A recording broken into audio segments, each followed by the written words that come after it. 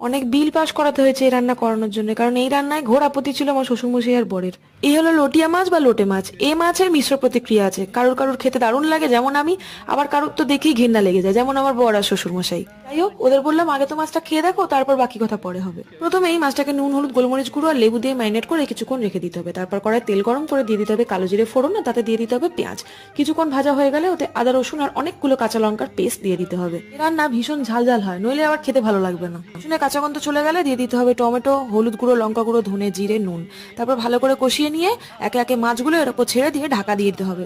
এই মাছ খুব নরম, তাই কিছুক্ষণের মধ্যেই সেদ্ধ হয়ে যাবে। ঢাকা খুলেই জেনে দেখবেন মাছ সেদ্ধ হয়ে গেছে। সঙ্গে সঙ্গে খুন্তির সাহায্যে আর কাঁটা চামচের সাহায্যে মাছের ওপরের গায়ের মাংস সরিয়ে দিয়ে খুব কায়দা করে মাছের সিদ্ধারাগুলোকে বার করে সরিয়ে রাখতে হবে। এই রান্নায় কিন্তু এক ফোঁটাও জল অ্যাড করবেন না, কারণ মাছ থেকেই প্রচুর জল বেরোবে। নামানোর আগে ধনেপাতা দিয়ে দিন, আর যতক্ষণ না শুকনো হচ্ছে ভাবে নেড়ে নিন। শ্বশুর বাড়ির লোকেরা কালকে এই মাছের রেজাল্ট বার করেছে, রেজাল্টে লেখা ছিল তুমি ক পেয়েছো।